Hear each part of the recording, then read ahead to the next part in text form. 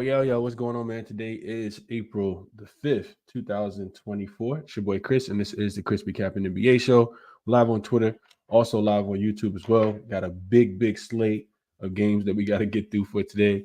So we're going to jump right into it and kind of I wouldn't say do something different, but I haven't placed the bet yet. So we're going to live cap the card, jump into the games, try not to spend too much time on each one and see if we can find some cash for the day. Also, extremely interested to see what you guys are thinking about the card for the day as well and what plays you guys are liking also. So yesterday, not the greatest day. Golden State, we did add Golden State and Houston team total under, and both of those were winners. But the early plays that I like got ahead of the number with Denver, and they wet the bed in LA against the Clippers last night. To no one's surprise, I guess. And then Houston and Golden State, even though it was the biggest game of the season for Houston, they never really showed up defensively. Golden State went out there, scored whenever they wanted to. Clay went absolutely crazy from 3-point line. And Houston defense never really showed up. So Golden State didn't have to play as much defense. So total did go way over the 227.5. But I still think it was an excellent read. So 2-2 there yesterday. We lose a little bit of juice, but we keep pushing forward, man. Bunch of games on the board for today. See how we're going to get our money back. So first game up, we do have the Portland Trail Blazers and the Washington Wizards. Won't stay on this game long because it's not a game I'm super interested in betting.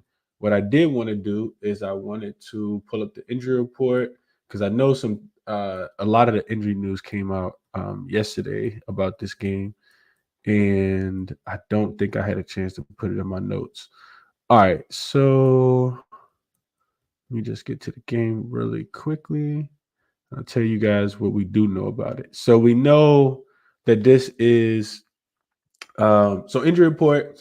I know Kuzma is already listed as out. He missed 2 games. Saw the Lakers on the schedule. Came back for that game. Denny Avdia for the Washington Wizards is also listed as questionable. He got hit in the head and left that game with a migraine, so he's listed as questionable. I know somebody for this Wizards team had actually missed games for a migraine too. I'm not sure if it was him. And then you also got Rashawn Holmes listed as a game time decision. He's questionable in this game. No Tyus Jones, it looks like, for Washington. Johnny Davis also listed as game time decision. So you got some, and Landry Shamet still out as well. On the Portland side, Jeremy Grant, it continues to be listed as doubtful. He's always listed as doubtful. Never plays, but he's listed as doubtful. Of course, no Brogdon, no Shaden Sharp, no Matisse Thybulle, and no Anthony Simon. So the first thing that kind of comes to my mind when I see this lineup is, will these two teams be able to score? I know Washington has been scoring a little bit more, but Portland's defense is a lot better when DeAndre Ayton plays, a la the game that they just had against the Charlotte Hornets. So Portland, not the greatest spot. This is the 6th of a 7-game road trip for Portland. They're coming off that win against Charlotte, where they might have celebrated. So now they did get that win. They've only won 1 of their last 10 games, but they are 5-5 against the spread in their last 10. This game to me comes down to who wants to win it more. I think Washington does have a little bit more offensive talent, but I like what Charlotte can do what Portland can do on the defensive end. For the Wizards, also a team coming off 1 day's rest, 6 straight home game for them, 3rd game in 4 nights, and a 4th game in 6 nights. So I know I'm not putting my money on the Wizards, but I'm also we just won with the Portland Trail Blazers, so I'm not interested in betting them either. I really wanted to get there with the total in this one more so than the side, but I think it's one that I'll stay off of altogether. Let me see what you guys are saying in the comment section about this game specifically. Prolific says, hit the like in honor of the work Chris puts in. Appreciate that. What's up, Justin? He says, top of the morning. He hit the like. I appreciate that. What's up to my guy, Eric? DMP, appreciate you for being here. He says, like the video. Appreciate you shouting that out as well, DMP. Jamie says, cashed on the Knicks and the Warriors thread. Then the refs decided to show up for the Nuggets game. Yeah, boy. Man, it feels like every single time we're supposed to get one right. Don't go that way. BG says the Denver Nuggets sold the world yesterday. Yeah, you know what? I don't want to talk about it, man. But you're right, BG. You are right. Tone says Spurs win, Kings cover. All these came in super early. You're right, Free Sauce. I didn't even pay attention to the time. Prolific says, I like the Celtics, but think the Kings might be really motivated here. Tough call. Um, anyone on the Timberwolves tonight? Let's see what else. What did y'all write? What up to my guy LJ? Appreciate you for being here. What up, Will? Frank says easy money on the Wizards. On the Warriors. Brian says, good morning, Chris. Let's break them games down, find the angles. Let's do it. That's what we're here to do, Brian. What's up, Tasha? Appreciate you for tapping back in as well. What else? What else? Lady says, let's cash, Chris. Appreciate you as always. What up, Zachariah? Free Sauce. Meek, good morning. Real DJ X says Magic, Pistons, and Wolves top looks for me. Okay. What are y'all saying about this game specifically? Tasha says top of the morning. Smoky Steam Bats is here. Appreciate you for tapping in. Bryant, what's going on, my brother? Likes the Timberwolves spread for him today. We're gonna get into that game. Here we go. LJ says Portland 20-8 to the under versus the East. And this is what I'm thinking right here for me too, LJ. It's either and the allergies and pollen to really pick back up in Virginia. So y'all excuse me for sniffing and just being inflamed right now. I've been drinking tea and all that good stuff. Let's see. Portland money line in the under, Glenn says. You really put so much dedication to the NBA hustle. Yeah, I absolutely try to. So I'll write down under in this one. And it looks like we'll keep it pushing. Meek also says Portland in the under game. Brian says Wizards and Blazers and a bum fight. That's exactly what it is. It's a bum fight for sure. Glenn says, Chris, take the under total game. That's what I'm thinking as well. So I'm gonna add that to my list. Portland, Washington, under 222.5. And the total is actually going up. It's up to 222.5 from 220.5. Real DJ X says leans Wizards, Pacers, and Knicks. Brian says Washington minus the 2.5. Under, not getting my money, but Washington first quarter at home may be a look. Will says Washington team total under 112.5 is something I'm very close to playing. Okay. Markel says pass on the game, people outside that can't afford it. Chad, this is my thought. He says 1-800 gambler game. What else? What up, Jermaine? Appreciate you for tapping in. Free Sauce says he took 8. I think it's supposed to be Aiden. Yeah, Aiden's over with Kuzma. He should eat. Okay. What up to my guy, Sai? Frankie says he's passing on this game. Yeah, let's pass on this game. Yeah, this is how I'm feeling. It just went from 65 2 days ago to snowing yesterday here. That's crazy. What part of the world you live in, chat? But Virginia weather has been crazy too. It felt like fall all over again. Now, I guess today's supposed to feel like spring, even though it's only 46. It just keeps going from 70 to 35. Like, our weather is crazy in Virginia right now. All right, let's get on to another game real quick. One more comment. DMP says Wizards playing good right now, so I'll go ahead and back them tonight. Just can't get there with that part. Yeah, I can't get there with backing the Wizards either. Jose says under on Golden State got me yesterday. It got a lot of people yesterday, Jose, including myself. Alexander says, why would the Wizards even want to win? Portland or nothing, in my opinion. You know what? I'm not sure either one of these teams want to win. That's the problem, Alexander. That's the problem. Chad is in Indy. 30 to 40 degree fluctuation seems daily. Yeah, that's a fact. Same here. Jermaine says it's Friday, so you know the opposite will happen. Yeah. And some snow in Connecticut as well. Yeah, we're not getting any snow, but it is not warm outside. I tell you that. Let's go on to the next game, man. It don't sound like more people are interested in talking about the weather than talking about the Wizards. So next game up, we have the Magic. They will be in Charlotte. They are laying 11.5 points, and this total that opened at 205 is up to 205.5. So not a lot of money coming in on the total or the spread so far. Now, I did see yesterday when I was looking into this game that a lot of the injured players that didn't play in the Portland game for the Charlotte Hornets are going to return. So Michis, their point guard, he wasn't available. He's listed as probable in this game.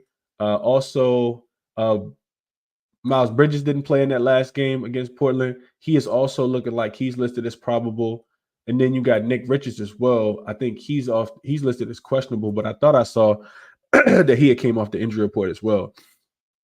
Now, Orlando did just beat this team. They smoked them. And you get an Orlando team, which a couple different angles I think you could look at for this game. First one, you get them off 1 day's rest. Last game of a short 2-game road trip. They are 7-3 straight up, 6-4 against the spread in their last 10 games. They're coming off that 11-point beatdown of the New Orleans Pelicans, and they were 4.5-point dogs in that game. Orlando's been strong coming off a win as a dog. So I was thinking, like, could this be a flat spot for Orlando? Orlando's actually 9-7 straight up, 11-5 against the spread as after a win as a dog. So they typically continue to play well. For Charlotte, this is the 6th straight home game of an 8-game home stand. You also get them off 1 day's rest. They have not been playing well. Just 1-9 straight up, 3-7 against the spread. But the numbers that they've been covering have been these really, really big numbers. From a head-to-head perspective, Orlando beat them by 20. It was 112-92 in Orlando on March the 19th. So not too long ago, Orlando has won the last 5 meetings between the two teams, and they've covered all 5 of the spreads too. So this game, I kind of felt like I'm just not sure how locked in Orlando's going to be. Orlando can beat this team by 20 again. I really do believe that. Will Orlando come out and play extremely hard like they did against the Pelicans? Or do you get that Orlando effort that showed up when the Portland Trailblazers came in and they won the game by 1, but they were laying 17 points? So those things kind of conflict me just a tad bit on, wanting to play the game, because 11 is a big number. Now, granted, we know Charlotte's offense has not been good. The defense has been bottom 5 as well. But sometimes Orlando can struggle because they don't do the greatest job of scoring the basketball. Now, against the Pelicans, when I wanted to fade them, their offense was so elite. Everybody was making shots. They couldn't miss anything. But they'll mess around and let Charlotte keep this game close, I kind of feel like. So I kind of wanted to get there with the under, but Charlotte's defense hasn't been strong enough for me to take an under when I know Orlando can score the basketball. So it's a difficult game for me. I didn't play it, but if you guys got angles, let me know what you guys are thinking.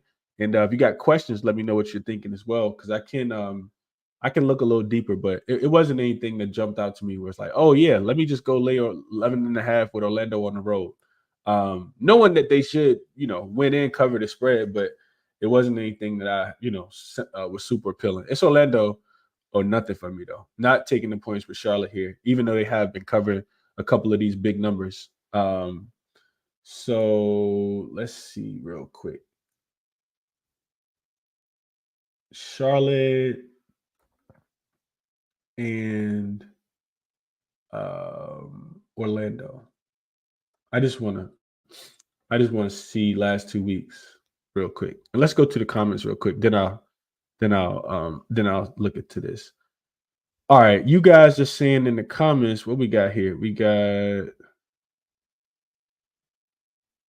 need some sleep. So he's in Virginia too. Weather is crazy. It's always crazy, man. So Kim says betting NBA feels like I do all the research and picks, and then we pick the opposite side. It does feel like this at times. That's why you manage your bankroll correctly, though, Kim. No, it's exactly why. Free Sauce says Magic spread and Hornets team total under. Chad says Grizzlies definitely ain't trying to win. Resting JJJ Bennett. I said the same thing, Chad. We're gonna get to that game in a second.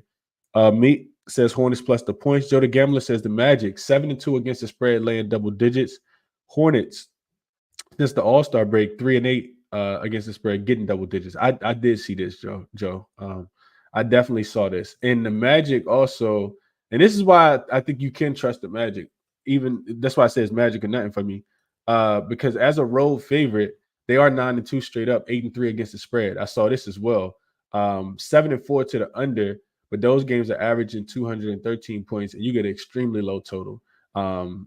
This is the game that even when it opened, Charlotte team total was already under 100. So they only allowed 92 points the last 2 times these teams played. Last time Orlando played Charlotte, so I don't know. I just worry because they're coming off a big win. But I agree with this comment from Joe.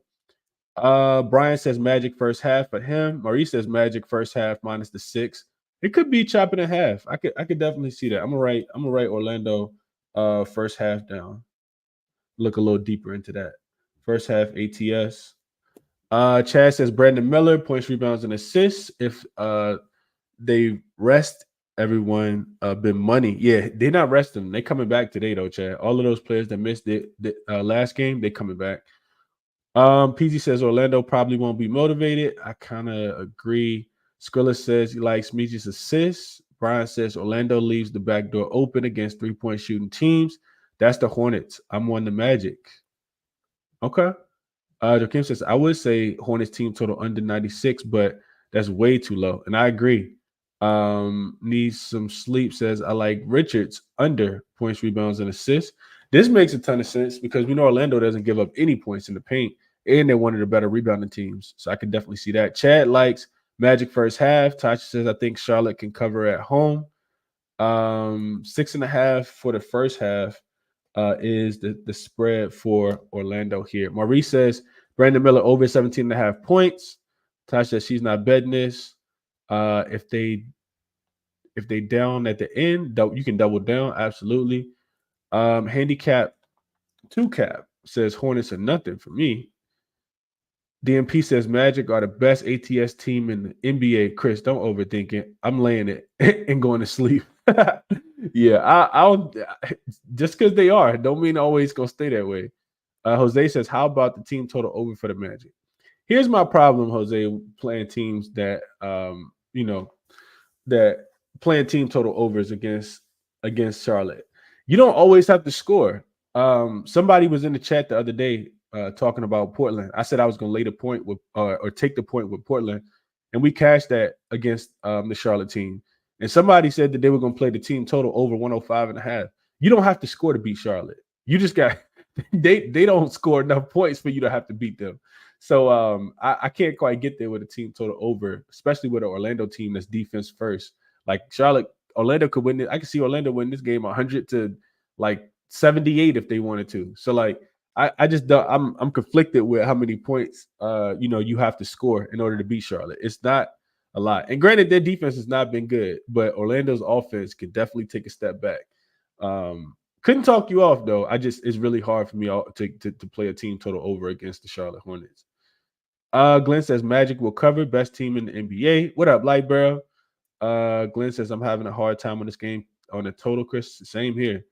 How about a cup of Joe says today is late.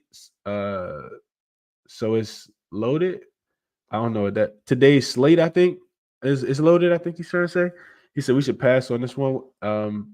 There's enough enthusiasm and confidence, and I agree. Just trying to get through all the comments. Feels like Magic cover ATS cover at half. Not sure about the whole game. All right, cool. Last one, real quick, and then we'll move to the next game. Fox 5 says, hey Chris, I saw a trend. Magic games have a total of less than 210 have gone over. Can't really remember if it was as home favorites or something. Real quick, let's look at it real quick. So the Magic and total is less than 210. The Magic are 6-1 straight up, 6-1 against the spread when they are in a game with a total that's below 210. And 1, 2, 3 of them have come on the road. So 4 of them come at home, 3 of them come on the road. So they lost to the Knicks by 24, but they beat the Hornets in this spot and covered an 8-point spread on March the 3rd, on March the 5th. That game went under. And then they beat the Pelicans 117-108, and that game went over. So 5-2 to the over, but 6-1 straight up and against the spread, winning by an average of 10 points. But this spread is 11.5. So there you go, Fox 5. All right, let's go on to another game. Because I'm probably not gonna play this one either. But just trying to talk it out with you guys, let you guys know what I'm thinking and see what y'all are thinking. All right, so next game up, let's go Thunder and Pacers. Real quick injury report update, because I know we had we did have some injury news. So SGA already ruled out. Jalen Williams listed as doubtful in this game. This spread opened at 4.5 yesterday. And for the Pacers, Miles Turner, who missed that game against the Brooklyn Nets, is listed as questionable. Have the Oklahoma City Thunder just kind of reeled it in is the question. I'm not 100% sure.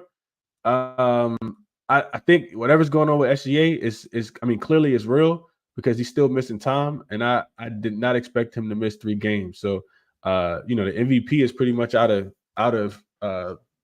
like that chance is gone, and they continue to lose games. This is a third game in 4 nights, even with with OKC having yesterday off. They did get 1 day off, but it's third game in 4 nights, fourth game in 6 nights here for OKC. Back-to-back losses against Philly and Boston, and it's the fourth of a 5-game road trip. They're just 6-4 straight up and 3-7 against the spread in their last 10. However, they are 6-0 straight up, 4-2 against the spread when they're coming off back-to-back losses this season. So OKC has not lost 3 games so far this season in a row. On the Indy side, and the reason I didn't run to the window to bet the Pacers, even though I think that they are in the bounce back spot here, is one, you got the revenge for OKC. Indiana did beat them back on March. They beat them by 10 as 5.5-point dogs on March the 12th. Indy's actually beat them 7 of the last 10 matchups and the last 2 meetings as well, dating back to last season.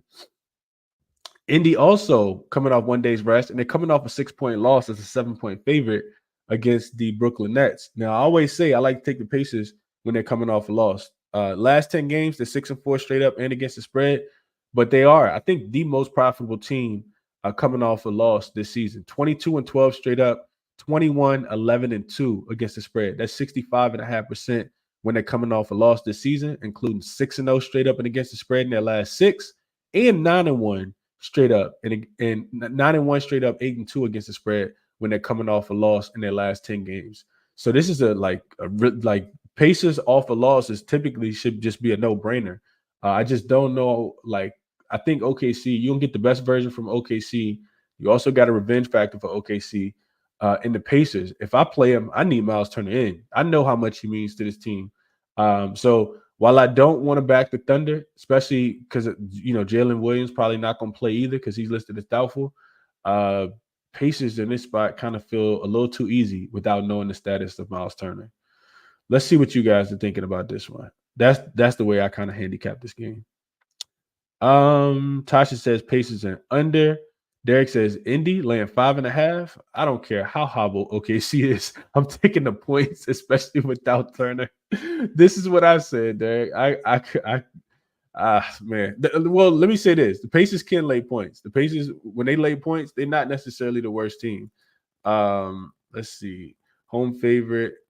Pacers as a home favorite been slightly, well, not profitable. 13-13 as a home favorite. They have covered 3 of their last 4 though. They beat the Nets, they beat the Lakers, and they beat the Nets twice. Beat the Nets twice, beat the Lakers, lost to the Cavs.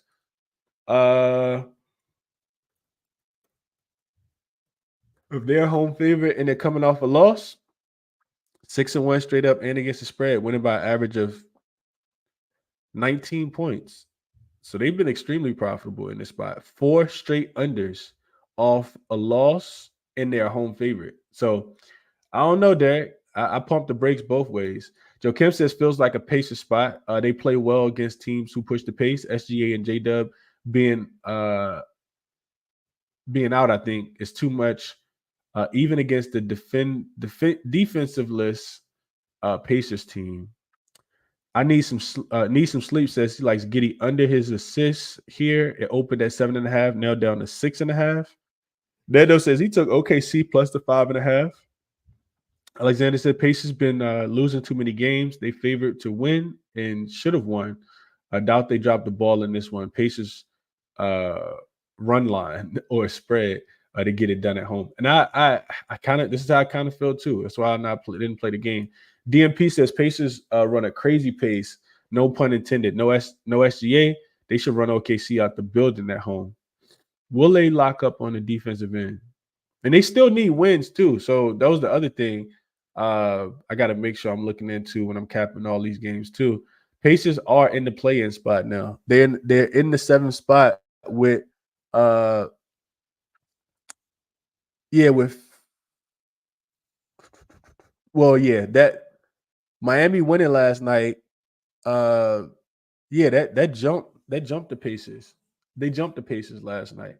So Pacers are in the playing spot. Pacers got a lot to pay for. So that makes me think more Indy in this game. I'm gonna write down Indy. Don't know if I'm gonna get there. Frank says this line is fishy. OKC +5 looking right. LJ says Pacers are one of the best teams in the third quarter at home, 26-11. Sharon says Indy team total over. Jose likes Giddy points in the points over. Sharon also says Siakam over his rebounds. Brian says Pacers Thunder under, but I can't stand sweating. These unders outlose them in the first quarter.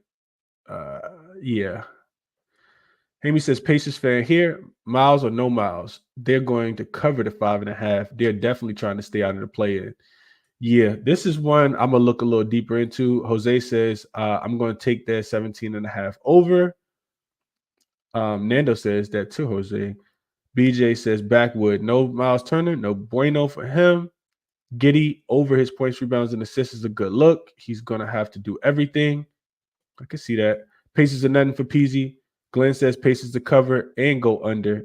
And Lightbearer says it's going to be tough for the Thunder to score. I think under is the way to go. I could definitely see that. Could definitely see the under. These two teams just play so fast, man. It's always scary. Not sure what a quake is. Cup of Joe. Let's see. Glenn says they lost to the Nets. They're not going to lose to OKC, who's at half strength. Yeah, but will they cover, though? Will they win by margin? DMP says, Chris, will he look at the OKC team total go under with no SGA? Depends on how much defense you think the Indiana Pacers. Pacers have been playing much defense off a loss. Maybe a look towards the under. I'm gonna write down under too. Let's do. So I got Indy minus the 5. I'll look a little deeper into, and then I'll write down. OKC Indy under 234. All right, let's see what else y'all saying before we move on to the next one. Derek says close games at half at Indy third quarter would be nice. Prolific says that we just had a nice earthquake here in North Carolina. Dang. Oh, that might be what you might. Do we have quakes? Virginia has earthquakes. Yeah, we haven't had one in a while, but yeah, we definitely have earthquakes. I didn't feel one. Hopefully, we have one today. Let's see. Nando says that 234. Under looks good. Tasha says I took last night Pacers money line in the under 234.5. And Chad, last question says Miles Turner. He says Miles may not hurt them as bad as you would think. OKC isn't very big, and Isaiah Jackson or whoever else they throw at Chet would not be a bad matchup for OKC. So I don't necessarily. Oh, my fault. No, New York City. Okay, my fault. So Chad, I think I don't know the impact of Miles Turner. I don't know how much that would not impact him. I know that he played well against them in that last game. Yeah, he had when they went to OKC and won, he played 30 minutes, had 24 points, 4 assists, 3 rebounds, 4 blocks, shot 11 for 17 from the floor and 2 for 3 from 3. So he gave Chet Holmgren some problems in that game. That's one of the reasons why I think his impact does mean a lot. And that was one of the reasons why I didn't run to bet this one immediately. But it has moved in their favor. All right, enough time on that game. Let's go to the next one. There's still a ton of games left. We got the Kings and we got the Boston Celtics. So, of course, Sacramento, second leg of a back-to-back. They are 22-14-1 against the spread on the road. Well, 22-15-1 against the spread on the road. And they kind of did what I thought that, well, I didn't think they would come out as hot as they did yesterday, but they did come out and, they were making a lot of shots, playing some pretty good defense against the Knicks. And then, the Knicks turned the tide, and the Knicks did win and cover yesterday. I was liking the Knicks and just didn't play it. Josh Hart, we got ruled in a little too late, and then I missed the best of the numbers, so I didn't play it. But Boston, you get them here, they're rested, right? 33-3 straight up at the crib is Boston. 21-15 against the spread at home. They're 8-2 straight up, 6-4 against the spread in their last 10. And taking a deeper dive, just the spot for Sacramento, 16-2 are the Boston Celtics straight up, 10-7-1 against the spread when they're playing with an average margin of victory being about 15 points on an average line of a -11 are the Boston Celtics when they're playing an unrested opponent this season. If they're at home playing an unrested opponent, they're 8-1 straight up, 6-3 against the spread, winning those games by an average of 16 points. No look ahead spot for Boston here. They got the Portland Trailblazers on Sunday, so they get tomorrow off. Boston also, they just own the Sacramento Kings for whatever reason. Boston beat them 144-119 as a 3.5-point dog back on December the 20th on no rest after Boston had lost that game to Golden State the night before. I vividly remember because I was doing, the Kings in that game. Soon as Boston went to overtime with Golden State the night before, and Boston came out there and smoked the Kings, and they weren't fully strength. Like, I think Porzingis might have missed that game. And for whatever reason, Boston just owns this team. Like I said, they've won 7 of the last 10 meetings and 5 straight, and they've covered all 5 spreads. Another thing I looked at yesterday when I was looking into this one was, we know the Knicks play such a physical brand of basketball. They foul you, real handsy. Tom Thibodeau led defense. So I looked at teams coming off back-to-backs with their previous opponent being the New York Knicks. So played the Knicks yesterday, and then you don't have any rest. Those teams are 8-2 to the under in their next game. 8 of those teams have stayed under their team total, and it kind of makes sense because the Knicks are such a physical team. So immediately, my thought process was Kings team total under here. I know Boston doesn't really have anything to play for. But Boston is just on a roll, man. They're playing the game the right way. Like, Mazzulla is always finding a challenge for this team and something that they can improve on. So I don't like the Kings in this spot. It'd be Boston minus and this line opened at 8. It'd be Boston minus the 10 or nothing for me here. Also, I would be looking towards Sacramento team total to go under. Let's see. I just want to see what the number is real quick. I would be looking at Sacramento team total to go under, though. I'm curious to know what you guys think.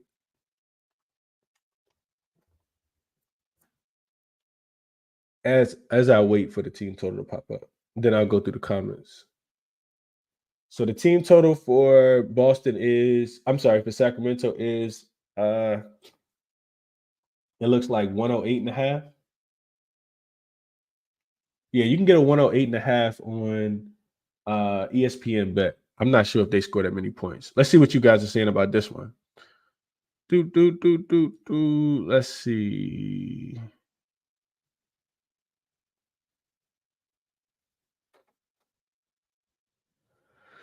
How about a cup of Joe said the Kings are getting blown out? Derek says turn a miss versus Brooklyn, and it was an L, and that's why I pumped the brakes, Derek. You're right. Alexander said Kings are trash. Chad says first half team total over 60.5 for Boston. Here's his play. Jared says Boston wins and covers at home. Joe Kim says let's not overthink it. Celtics -6, even if White and Brown are out. Yeah, so I forgot to mention that. Jaylen Brown I think he was the only guy listed as questionable. Was it Derek White too? Let me just double check real quick. Yeah, it is Derek White. Derek White and Jaylen Brown both listed as questionable. Lower back contusion for Derek White, and for Jaylen Brown, I think it's what it always is. He hasn't really missed these too many games. I know he might have missed one, but it's a hand, and this hand is fine, bro. If you see how hard he be dunking, he looked fine to me. For Sacramento, they'll still be without Malik Monk, and like I said, I think that's going to continue to show up. So I know Boston's laying double digits, but when are they not laying double digits? Boston's always laying double digits, and they typically have been taking care of business. So Boston or nothing for me in this spot. BJ said, Tasha says, BJ, are you on the Knicks today? Brandon says Boston is playing for nothing. They have the 1 seed. Ryan says that over 226 is looking good. The Celtics always run the score up at home. Kings do play to the under on the road, though, Ryan. But it just depends on how motivated Boston's going to be in this spot. Maybe just a look towards Boston team totals to go over and stay away from the spread. Remember what I said yesterday? If you guys watched the show yesterday, I said that I like the Knicks to beat the Kings because the Kings, they really struggle to defend the three-point line. At least as of late, they've been struggling to defend the three-point line. I think that they just hadn't played a lot of teams that were shooting a ton of three-pointers. So when you look at real quick, looking at Boston's offense, the last 2 weeks, they're still the most efficient offense, scoring the most points, shooting the second best percentage. Sacramento's defense has been like middle of the pack. But one thing that really stood out to me was how bad Sacramento's three-point defense was. So remember we talked about this. This is what I was talking about. The Sacramento's is allowing the fourth most corner threes. The Boston Celtics are shooting the third most. That doesn't bode well for Sacramento here. Teams are shooting the seventh highest percentage, 42% from the corner three. Boston is shooting the second highest corner three percentage, 46.6%, which is, that's so elite. Same thing with the above the break three. Not same thing. I'm sorry. Sacramento is forcing teams off the above the break three. Teams are shooting the four fewest, making the 26th highest percentage though. So when teams do get the shot, they're making them 39%. In Boston, shooting the third most above the break threes. This is the Boston Celtics from the whole season. Even though I'm looking at the last 2 weeks, and they're shooting 34.5%, which ranks number 20th. Overall, Boston is shooting the most threes over the last 2 weeks, and they're making it at the 10th highest accuracy, 38%. In Sacramento, 20th and 24th in opponent three-point frequency and opponent three-point accuracy. So this should be a game where Boston should be able to score the basketball from the three-point line specifically. Sacramento. So yeah, it's Boston here. Let's see what you guys are saying. Jerry says Knicks plus 1.5. Boston minus 10. Brian says they just keep coming. And remember, Boston first half is better than Boston full game. So I'm not even sure what the first half is, but that should be something that we're just auto playing at this point. Boston always does their best work early. Boston first half is minus 5.5 on FanDuel, but it is up to 6 on some books, and I see it at 6.5 too. So definitely shop around for the best number there. But Boston to be winning the game by 2 possessions at halftime, probably something that's gonna happen. Let's see. DMP says I took the Kings in a sneaky cover spot. No logic. I don't know why. Just a gut feeling. I'm crazy, I know. Well, the Kings got a lot to play for, right? We do gotta remember that. Take that into the cap. Kings are tied with they're half a game up on the Lakers for the 8th and final play-in spot. Not 8th and final, but for the play-in spot. Remember, 7 plays 8 and 9 plays 10. So if it was the end right now, the Lakers would play the Warriors. The Lakers would host that game, and the Kings would have to go play the Pelicans, and they would have to play at Smoothie King Center in New Orleans. So yeah, they got something to play for. Boston lethal with the rest advantage. I agree with this, Chad. Brian says Boston will likely start resting starters and limiting their minutes. LJ says, I've talked about this trend before. Teams that played the Knicks previous game are now 4-7-1 against the spread since March the 10th. This angle is very profitable. Boston also 10-3 straight up first quarter at home versus the West. So LJ likes to get in and get out. Glenn says, I took the game total over 226. Chris, your thoughts?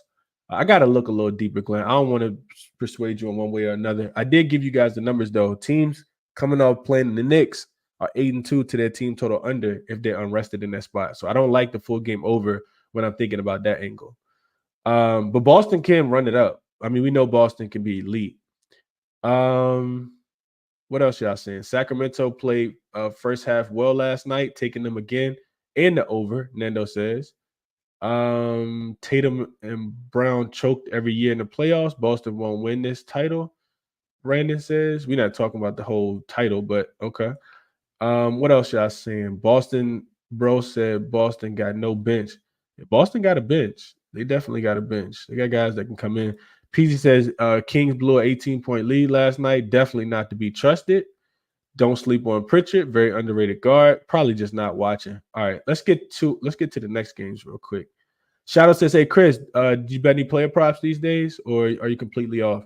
I'm doing a prop cast with Munov at 12:30, 12:45 today, Eastern Standard Time, so in about 2 hours. I'll go over some prop looks there, and I'll retweet the show so you guys can see it on Twitter as well. Lightbearer says, "I think the Kings can pull it off tonight. Celtics won't be mentally prepared for the energy the Kings coming in tonight with. I think we could have said that versus the Oklahoma City Thunder too, and they smoked the Thunder. Kings on the back-to-back. Celtic style is tailor-made to destroy the Kings, who give up so many threes. The line should be minus 14 with the back-to-back spot for the Kings. So it was 8. I think you got to remember that. I think this line opened at 8, 8.5, and it's up to 10 now. So money is coming in on Boston. LJ says Boston 15-4, last 19 to their team total over. Sacramento on the second night of a back-to-back. I would not bet Boston first half. Okay. Yeah, I would never bet against Boston in the first half, is what I would say. What else y'all saying?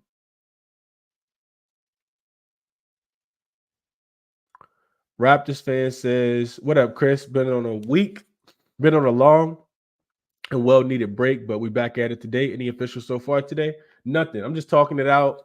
Raptors fan, I'm writing down what I like, and then I'll finalize these plays and look a little deeper in some of these angles. I didn't do as much work. Wanted to talk the games out today, versus making a whole bunch of plays last night, especially with how wacky the injury report has been. Let's see. Stay away from this game. Pricey says, and what Brandon said? He said Boston is one of the few teams that starts their best 5 players. They don't have a 6-man. Horford is 37 now. It's by committee, Brandon. Not sure if you've been watching the Celtics, but they got some guys that can score the ball off the bench. But yeah, to each his own. Let's go on to another game. We got the Raptors and the Bucks, man. I don't want to stay on this game long. You get a Toronto team that's been terrible. Third game in 4 nights, fourth and 6 nights for them as well. They're coming off a 48-point loss to the Minnesota Timberwolves. 0-10 straight up, 1-9 against the spread in their last 10 games. But are you really laying points with this Milwaukee Bucks team? Back-to-back losses to the Wizards and the Memphis Grizzlies. It's really, really bad in Milwaukee right now. Of course, Damian Lillard missed those 2 games, and their offense is really, really struggled to score. They went under their team total against the Wizards. I think they also went under their team total against the Memphis Grizzlies as well. And yet Damian Lillard is listed game time decision. He's listed as questionable with the groin injury today. Giannis also, I said this on yesterday's show, he's listed as questionable. If you guys remember, I said on yesterday's show that Doc Rivers said he could have potentially pulled Giannis out of that game in the third quarter because he wasn't looking like himself. On the Toronto side, it looks like RJ Barrett and Quickly will be back. Gary Trent Jr. is also listed as questionable. I know he missed that game. I think he missed that game against the Minnesota Timberwolves as well. Bruce Brown also could return. He also didn't play in that last game in Toronto, in Minnesota. He's listed as questionable to return. And I think it was one more. Abaji also, he's missed like the last 4 games after he fell and landed on his hip. He's listed as questionable. So if Toronto gets everybody in, I know that Milwaukee should bounce back in this spot, but I can't trust Milwaukee. Patrick Beverley also could return. He's listed as questionable with the ankle injury. It's a lot of injuries that to me impact this game. You need to know if Giannis and Dame and Patrick Beverley are going to play. And on the opposite side, those guys listed questionable for Toronto. If everybody's in, I like the over. We know Toronto likes to push the pace. We've been cashing with their over against the Lakers earlier this week. And Quickly's going to push the pace. The Bucks, they do a really good job of defending the transition in general, But I can't trust this team laying this many points, man. I cannot trust them. And like I said, you got to know the status, who's going to be in it, out, and they're probably going to like manipulate the injury report all day long. So this wasn't a game that I was extremely interested in looking into either. Let's see what you guys are saying here. Smoke Dog said they had an earthquake in New York too. A lot of people having earthquakes, man. We have not had an earthquake. I need to put it on CNN or something. Yeah, no earthquake in Virginia. I hope everybody is safe.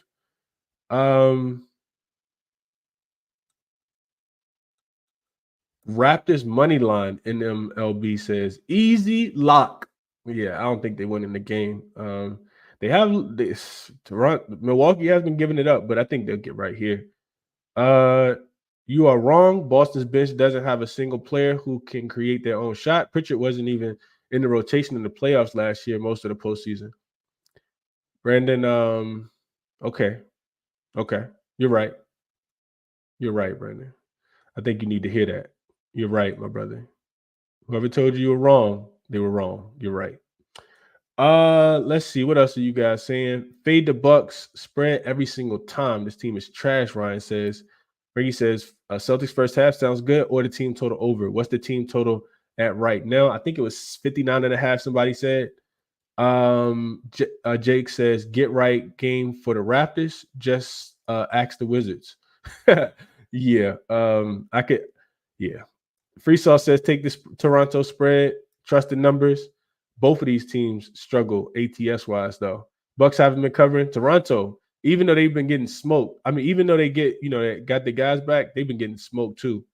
LJ says, if Toronto upsets the Bucks, should Doc Rivers be fired? I think let Doc Rivers get to the playoffs, and then they're not going far. And I don't even know if they're going to fire him, honestly. They probably give him another year just because he started in the middle of the year.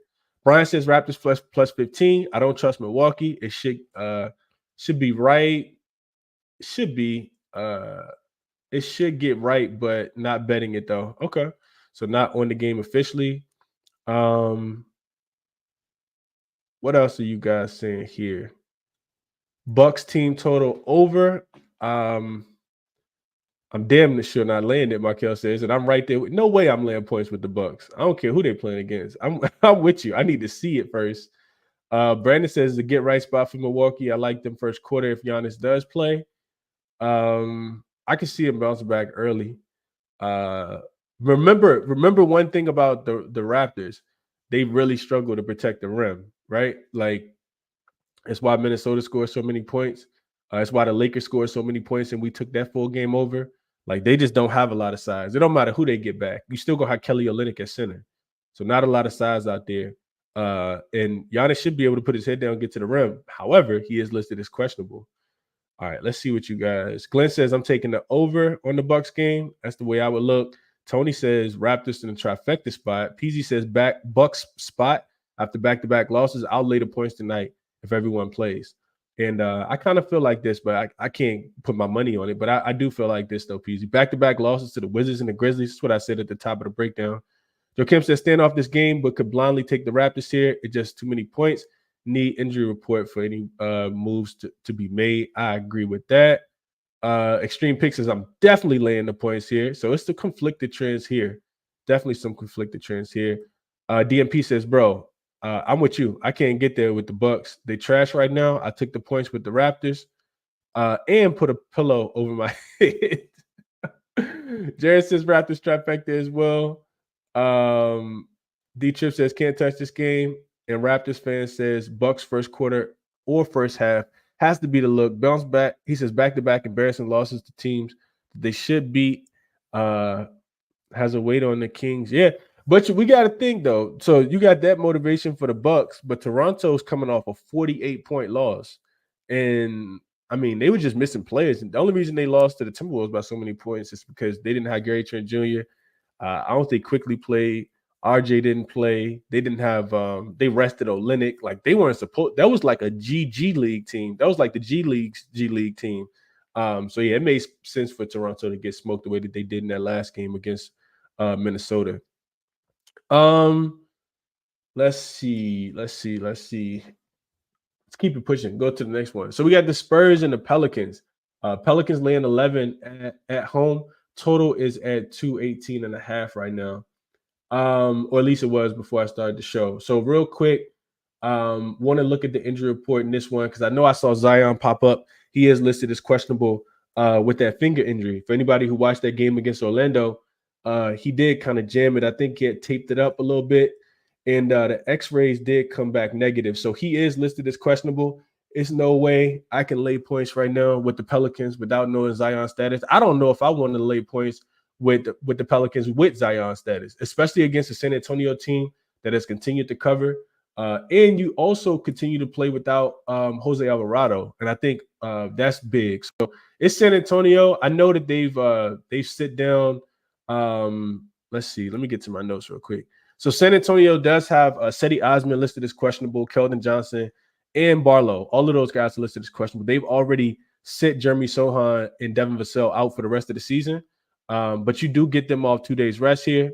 Back-to-back losses to Golden State and Denver, but they've covered 5 straight games, and they're 7-3 against the spread in their last 10. I know that the Pelicans need a confidence boost and win. They need to win in the worst way, especially after losing to Orlando the way that they did. They got smoked by Phoenix. They got smoked by Phoenix as well. And now yesterday they've dropped to the play-in tournament because Phoenix has won 2 games in a row while Pelicans have lost 3 games in a row. So I think you get a motivation spot, but will they be able to win this game by margin? I can't bet on it right now without Brandon Ingram and Jose Alvarado. Only 1 day's rest here. It is the 6th straight home game, and they're 1-4. 1-4 on the current home stand, and just 1-5 against the spread in their last 6 games. So this one seems kind of like super easy to take the San Antonio Spurs, but I mean, they just continue to play like really, really well. Victor Wembanyama, Trey Jones, Malachi Branham, Champagne. Like they still got guys that want to go out there and compete. So I know that the Pelicans own this team. They are 9-1 straight up, 8-2 against the spread in their last 10, and they beat San Antonio 3 straight times already this season.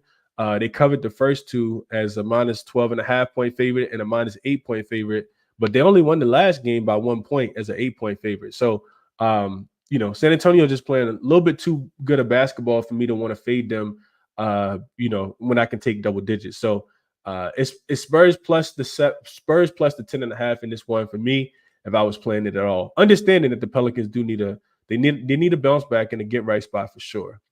Let's see what you guys are saying here.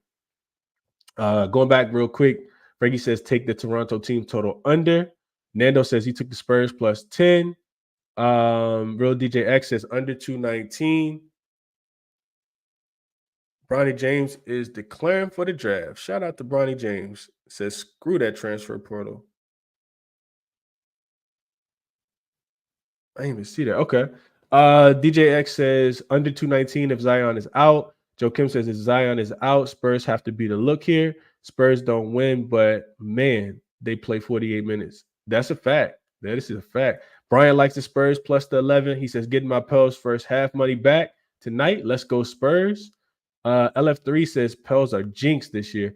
I mean, they just always get hurt at the most inopportune time are the Pelicans with these injuries, man. Ryan says, as a resident Pelicans fan, I'm fading them tonight. Spurs looking good lately. Yeah, they are. D-Trip likes the Spurs. He said a sprinkle on the money line. Jesus. Okay. Can't even look at the Pels right now. On the Glow says. Val says, I'm a 30-year plus Spurs fan. I'm going to continue taking Wemby triple-double every night for the remainder of the season. Wemby's been going crazy. Eventually, he's going to get a quadruple-double too. I saw how close he was against Denver. Yep, Bronny's declaring for the draft. Yep, he just did. Apparently, that news just broke. Brandon says the Spurs are letting Wemby play a few more minutes now. Yeah, they definitely are. They've increased his minutes limits for sure. Shout out to Pop for letting them run. Smokey Steam says he took the plus 11. Pels just ain't right during this homestand. Yeah, the defense is not good. Like, I was so surprised how easy Orlando was able to score against them. And Orlando's been struggling to score too. DMP says, bro, Victor is beasting right now. This is way too many points. Wemby is putting the league on notice. Can't fade them. That's simple. And I would agree with these comments. McCullum Points, Free Sauce says, D Trip says Pelicans ain't the same without Brandon Ingram. I agree there. I will say this though, when you look at and this is one of the reasons I didn't bet it. Sounds like everybody's loving the Spurs. And I can't talk you guys off, but looking at the Pelicans, one thing I will say is those losses, and that nobody's mentioned this yet, but those losses that the Pelicans have all been against pretty elite teams. They lost so since Brandon Ingram got hurt, the only team that they beat they beat the Bucks. They did beat the Bucks 107 to 100, but I mean, how good are the Bucks? They beat the Pistons. That game we had the Pistons team total under, and it went under by half a point. That was March the 24th.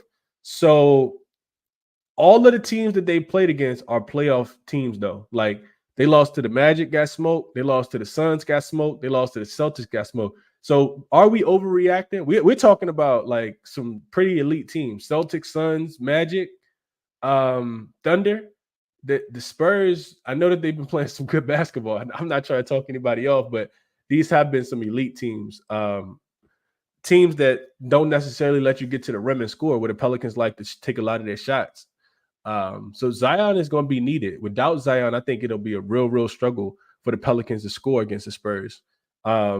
Spurs have been playing really good defense. Let's see what you guys are saying. Let's get to the rest of the comments. Prolific says Pels first has been a wagon. Pels are like 4-13 without avocado cream. Without avocado crazy. So I think without Alvarado is what you mean. And they're not. It's not that bad. They're actually just under 500. I want to say 11-13 without Jose Alvarado now. LF3 says when we want to go at Zion. Spurs is plus 500. Hopefully the Spurs win. I know sure what that means. Phoenix is not an elite team. Brandon says stop it. When Phoenix wants to be elite, Brandon, they can be really elite. They're inconsistent, but they can definitely be elite. You got some strong takes, though, my brother. I like your strong takes, but you're definitely not right on all of them. Brandon says, the other Brandon Brown says, yo, what up, Chris? Joined the show late. How about them Clippers? Went 2-1 yesterday. The Heat sold them at the end of the night. Yeah, I did see that as well.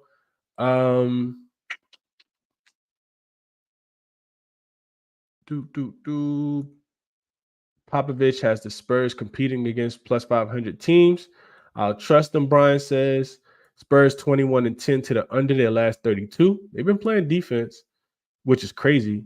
Need some sleep says Victor over his blocks and steals for me. And Raptors fans says, anyone like Zion over 5.5 assists if he plays? He's averaging 10.5 potential assists.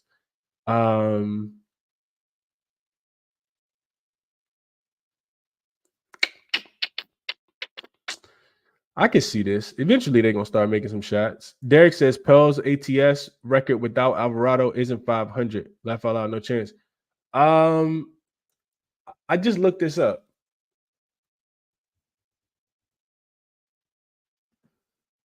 Pels are, let me let it load.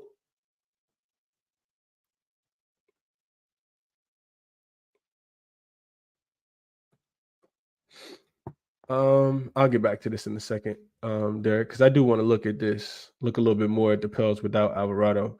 Brandon says, I'm from New Orleans. We always get injured at the wrong time. Give me the Spurs plus the 9. Let's see. All right, cool.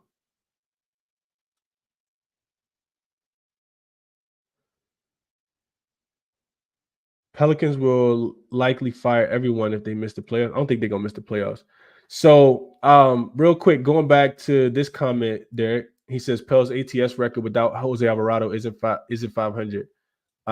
Pels are 13-11 without Jose Alvarado against the spread, so they are 500, 54%, and they've just lost the last 3 without Alvarado. Celtics, Suns, Magic, they've lost and didn't cover any of them. But he didn't play against the Bucks, they won and covered. He didn't play against the Knicks, they won and covered. And then Warriors, Kings, Spurs, Timberwolves, Nuggets, Mavericks. They covered all of those games. So 13-11, they are profitable without him in the lineup. And then let's see.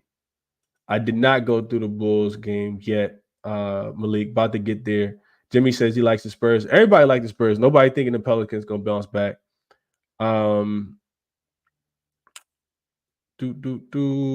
See. Hey, Brandon, you got some really strong takes, my brother. Yeah, which is fine. But Phoenix is a paper team. Bill hasn't been healthy all season.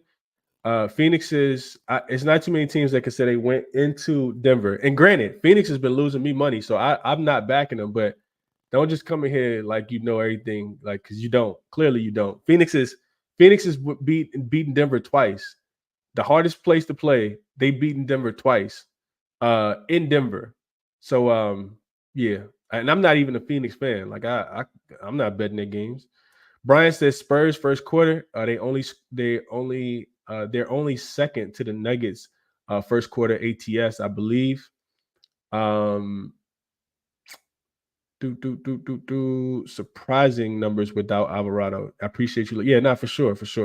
The other Brandon says I like the Pels to win, but they're not covering the spread.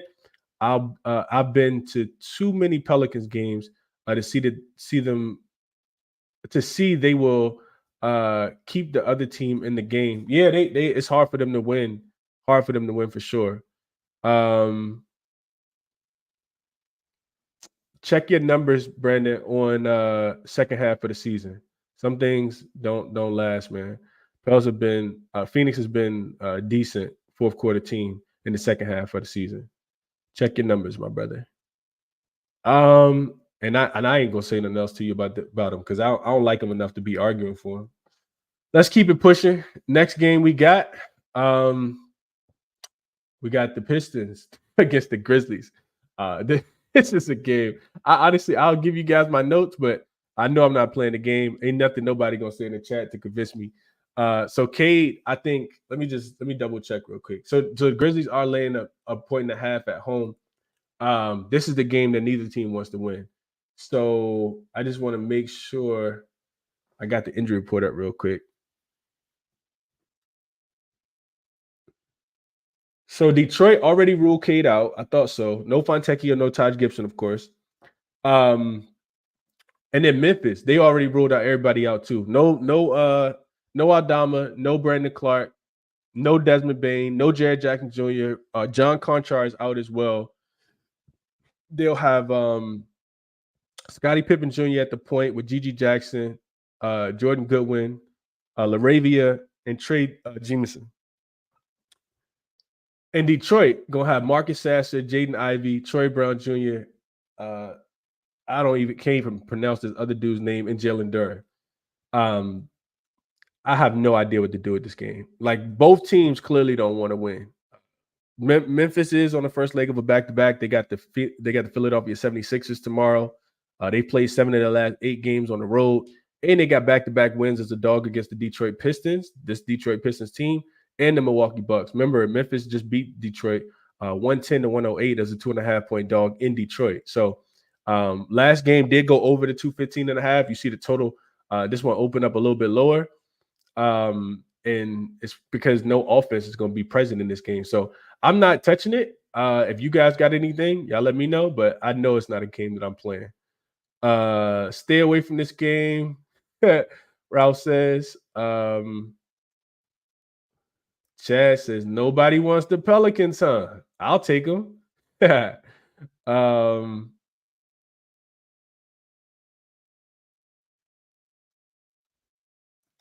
Brandon, I'm not a Durant fan. I'm a fan of his game. I'm not a Durant fan. He says betting is a business. It's not for fans. You're right. And if you've been betting the Pels recently, you've made a little bit of money. I'm not the Pels. You're talking about the Suns. The Suns have been, excuse me. The Suns have won back-to-back games, 3 of their last 4, and 6 of their last 8. Brandon. So the numbers that I was telling you are starting to show up for this Phoenix Suns team at the right time in the season. Let's see. I have faith in my hometown team. Don't sleep on the Pels, Sean says. So a little bit of love for the Pels coming back. What else? D-Drip says 1-800 gambler game. Nando says my favorite play of the day. Pistons on the money line. Best of luck to you.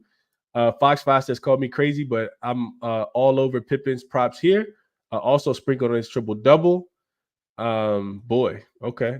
Freestyle says, if you got big money on the game, it's time to call that number. And I agree there. Betting this game is like playing the slots at the casino. You never know what you're going to get, what you're going to walk away with, JFX says. So you guys are feeling the same way that I'm feeling. Brian says, what about Jalen Duren rebounds? I could see Duren get grabbing the rebounds. There should be a ton of missed shots.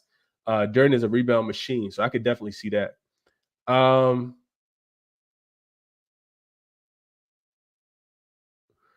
What else y'all saying? Brandon says, how Jay said on the show, this Memphis-Detroit game is a 1-800 gambler number game. Yeah, that's a fact. Another 50-point masterclass from the Pistons bench incoming. Shout out to Malachi Flynn, man. Shout out to Malachi Flynn. All right. It don't sound like people want to talk about this game. Real DJ X says he took the Pistons plus the 1. Pistons don't want to win. Memphis don't want to win either. I don't even know. You know what? Yeah, I'm done. I'm off of this game, man. I can't even get to all the comments. Let's see. All right.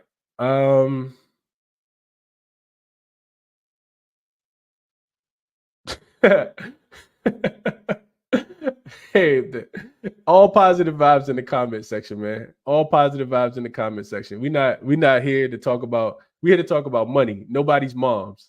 So we just gonna get rid of that. Excuse me. And let's keep going, man. This is what happened when you start talking about the Pistons and the Grizzlies. Let's go to the next game, man. We got the Miami Heat, a good game. We got the Miami Heat in the Houston Rockets.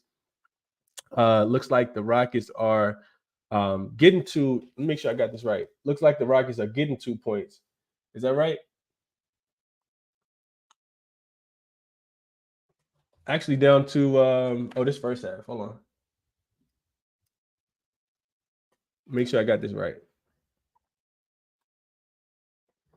Miami getting Miami laying 2.5 or 3, depending on where you're looking at, what numbers you're where you're shopping at. Of course, both teams on the second leg of a back-to-back. The Miami Heat are 22-16 on the road, straight up. 21-15-2 against the spread on the road. And they play well against this team. Miami is 8-2 straight up, 7-2-1 against the spread in the last 10 meetings versus the Houston Rockets. Miami won 120 to 113 in Miami when these two teams faced off in January. They were laying 4 points in that game, and the game went over to 218. So you get a little bit lower total, and the spread about the same. For Houston, 26-13 now, straight up at home. 26-12-1 against the spread at home.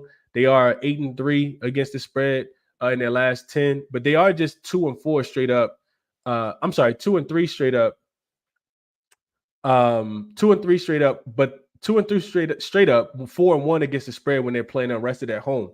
So these are two teams that both play well at home. First thing that came to my mind was under. Miami 8-3 to the under, playing unrested this season, including 7-1 to the under if they're on the second leg of a back-to-back, and it's on the road. Those games are only averaging 203 points. So this is where Miami's defense plays at the best when they're unrested on the road.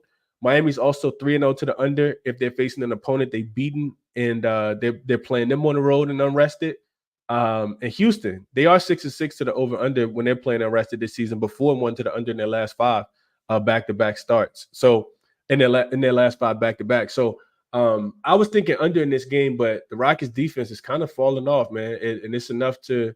I know Miami's offense isn't Golden State's, but they shoot a ton of threes, and Houston's defense is kind of falling off. Also, we cashed on Golden State last night.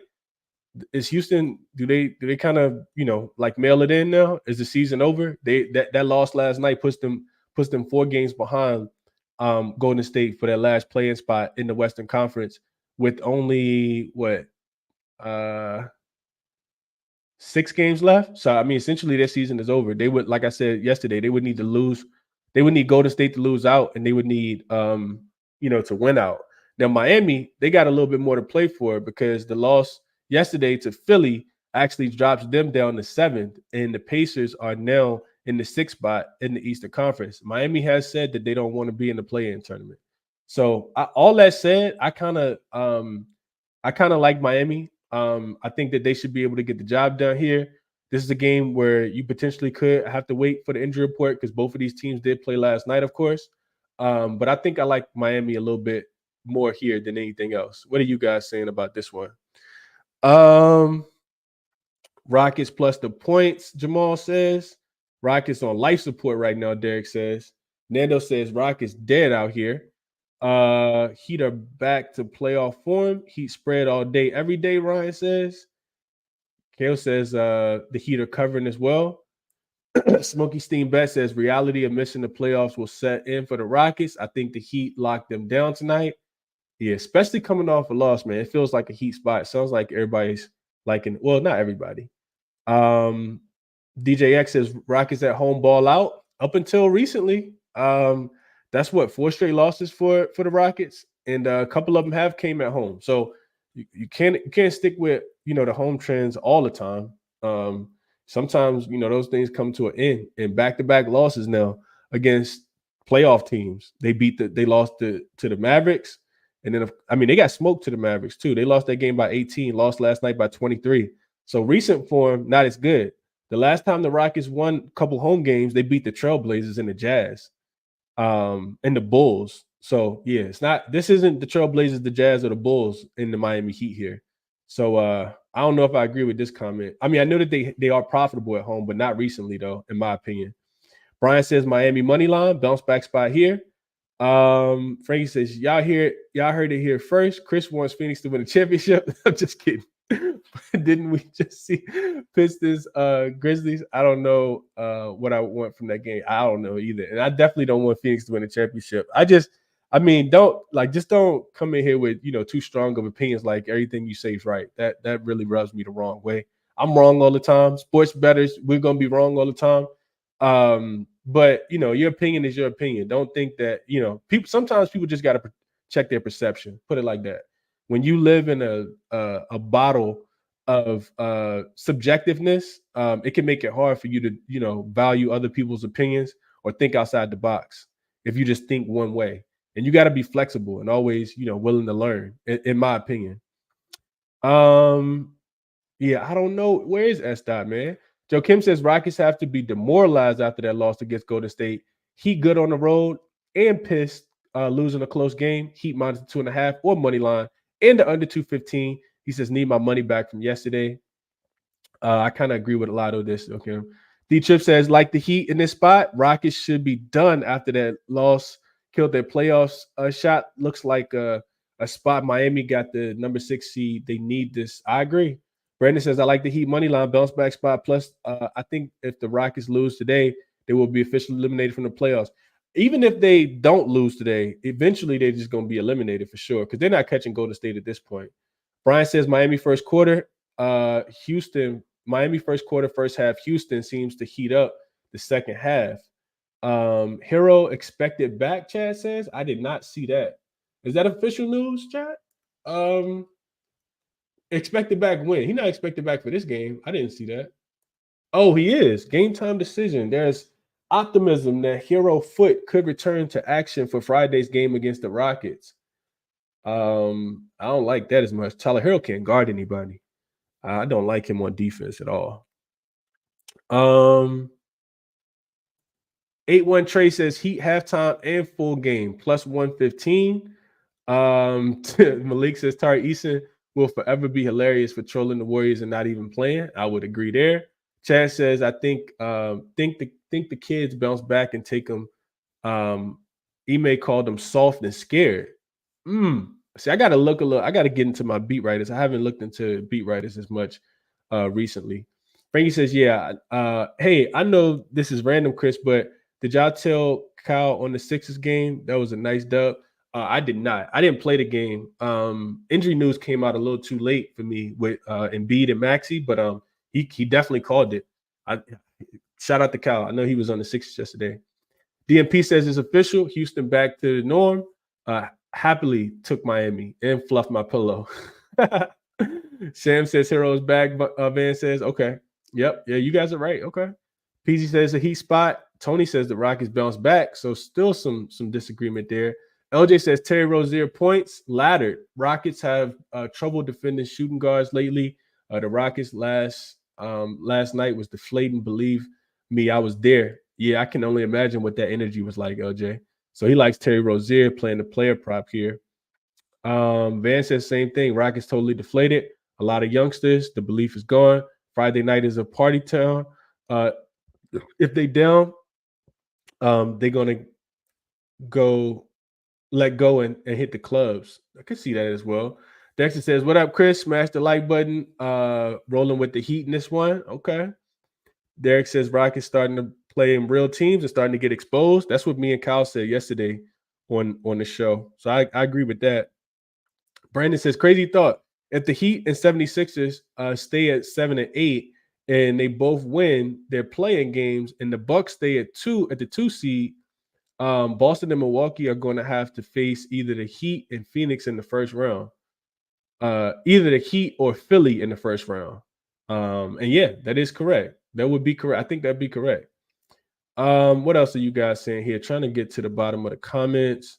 My opinion, Bucks gonna drop games to fall to the 3rd seed to duck the smoke. The Bucks might try to miss the whole play-in, miss the whole playoffs. They should. Bucks are not good right now. Taylor says, I think the Rockets have pulled the plug on the season. Realistically, they need a miracle to get into the play-in, and that is correct. All right, cool. Let's keep it pushing. ZB says it's a Heat spot. Rockets are done. Nando says Heat over that loss. They're going to send the Rockets to the moon tonight. Heat or nothing, no brainer. JFX says Heat money line is a lock. I hate hearing that. ZB says.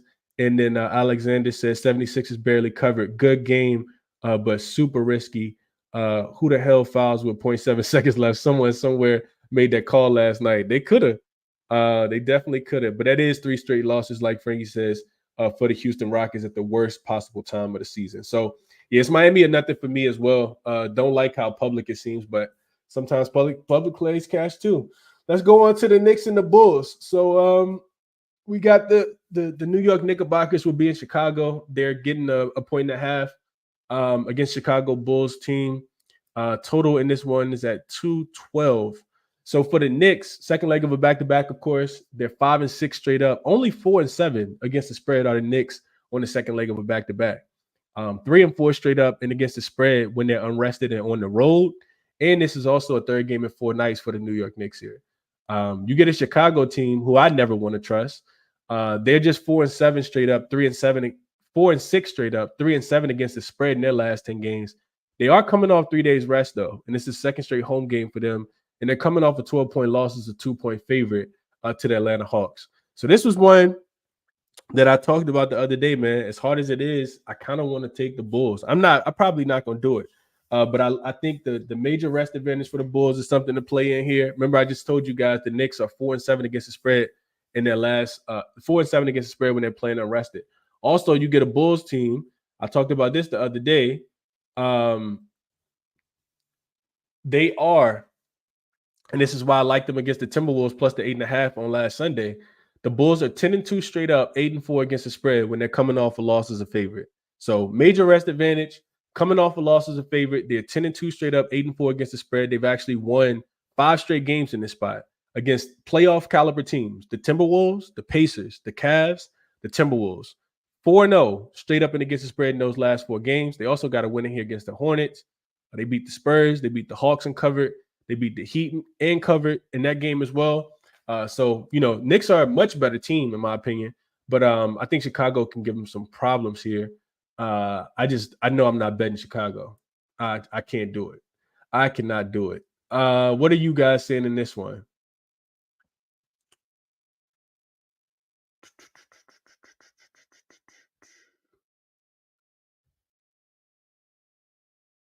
Van says Bulls on 4 days rest.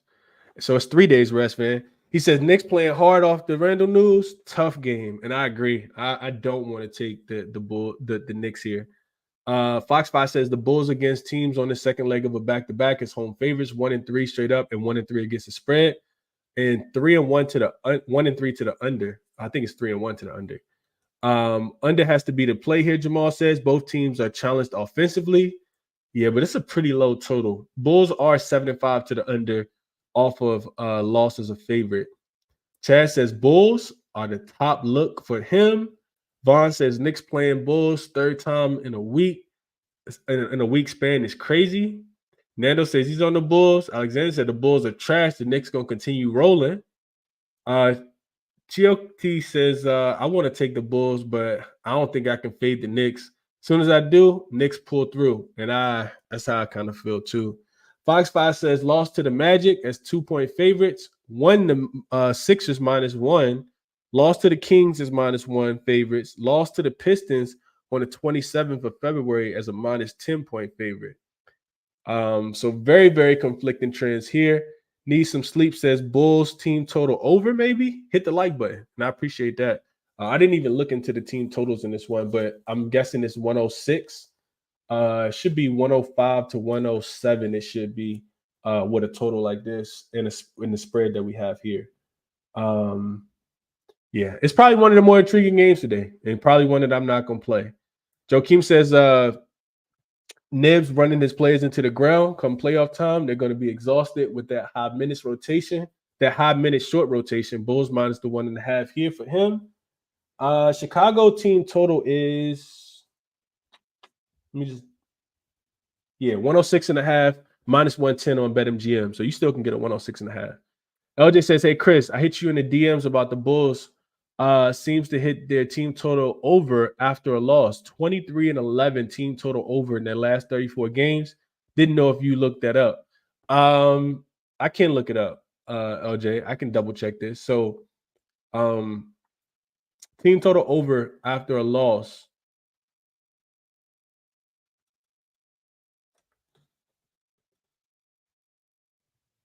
Let's check it out real quick. So the Bulls are 1, 2, 3, 4, 5, 6, 7, 8.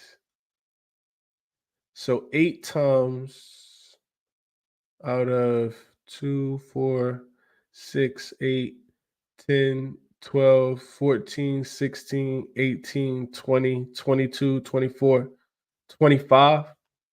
So 17 and 8, it seems like they are their last 25 games. That's a good call by LJ here. Could just be Bulls team total over. Could definitely see can the Bulls score? They should be able to, especially off all the rest that they got. Fox 5 says Knicks or the under. Van says Knicks at plus money. Looks like a honey trap, and I would agree there. Malik says go ahead and see red today, Chris. I just pulled the trigger. I'm on the Knicks first half. Bulls full game. Okay.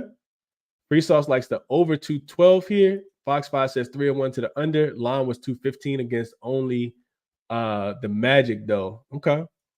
DMP says, Chris, can you look up the records for teams coming off double-digit losses in 3 days rest that are favorites? Yeah, this is probably going to point to the Bulls. Let's see.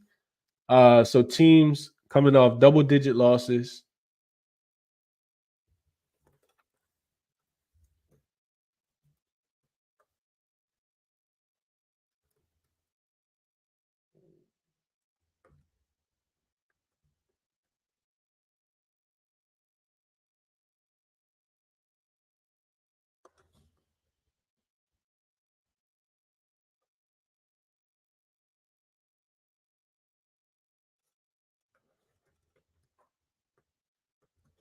All right, so let me just narrow it down just a tad bit. All right, so since the 2019 season, just going back a few years, teams coming off double-digit losses that have 3 days or more rest in their favorite are 155 and 74 straight up, which is 67.7%. Last couple times it hasn't been profitable against the spread, but they have been covering. So let's just see if it's a short number. What about if they're favorites and they just need to win by less than one possession? 34 and 24 straight up over the last, what is that, 4 or 5 years? 34 and 24 straight up. That's 58.6%. If they are double-digit favorite Well, they lost by double digits. Have at least 3 days rest. They're favorite, and it's a short favorite by 3 points or less. They have been profitable. Yeah, this says Bulls. 34-24. And it looks like in the last 3, 4, 5, 6, 7, 8, 9, 10. In the last 10, they've won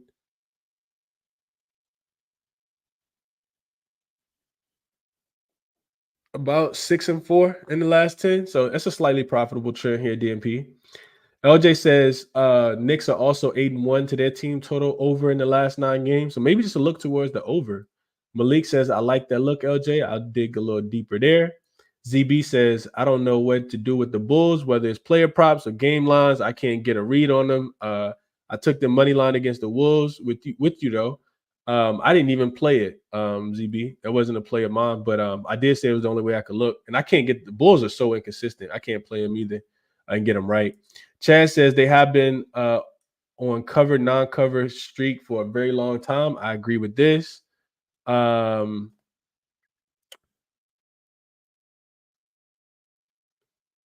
Knicks 3rd in 4 nights went from Miami to New York, now going to Chicago. Knicks come out flat. Give me Bulls first half at -115. 8 on Trey says, okay, liking the travel fatigue spot here. Malik says, I just get scared seeing the Bulls as a favorite. Very unsettling, but we need home court advantage in the play-in against the Atlanta Hawks, and I would agree with that. So this season, real quick, looking at the Bulls as a home favorite. The Bulls are 11-11 straight up, but only 9-13 against the spread as a home favorite. They've actually lost back-to-back games as a home favorite to the Hawks, to the Wizards. They got a win in here against the Trailblazers, but they didn't cover. And then they got 3 more losses to the Pistons, to the Kings, and to the Raptors. So last 7 games, they're 2-5 straight up, and just 1-6 against the spread as a home favorite. That does not make me want to lay points with the Bulls here. I'm glad you told me. I'm glad I looked this up, Malik. Brandon says, Bulls been acting like they forgot how to play basketball when they play at home. Fox 5 says, can't really trust the Knicks defense for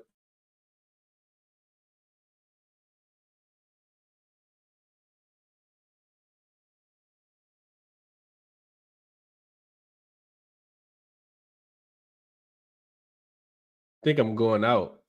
If you could, yeah, I think I broke up a little bit. Van Lee says Josh Hart scored 31 points with no outside shot. Has he found the groove? If he plays, the Bulls are toast. Chicago minus the 1.5 over 212 for Bryant. I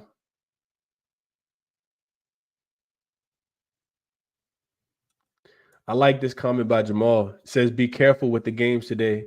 Nobody knows where the Knicks' focus will be with the news of the earthquake. Could be locked in or not. And I agree with this, Jamal. Definitely something to take into consideration. It's not a game that I'm going to bet anyway, but if you're betting it, definitely take this into consideration and, kind of formulate your own opinion on it.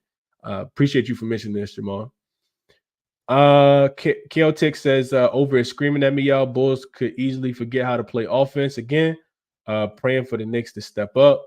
Derek says, Bulls stay playing this stunt, stay pulling this stunt, beat somebody they shouldn't, then immediately lose to somebody they shouldn't. This is what the Bulls do. Over 212, and the Bulls are still in this W. Okay. Put me down for DeMar points and assists over, Malik says, at 29.5. He's covered 8 of his last 10, and 4 for 5 versus the Knicks in his last 5. PG says he'll ride with the Knicks on the back-to-back.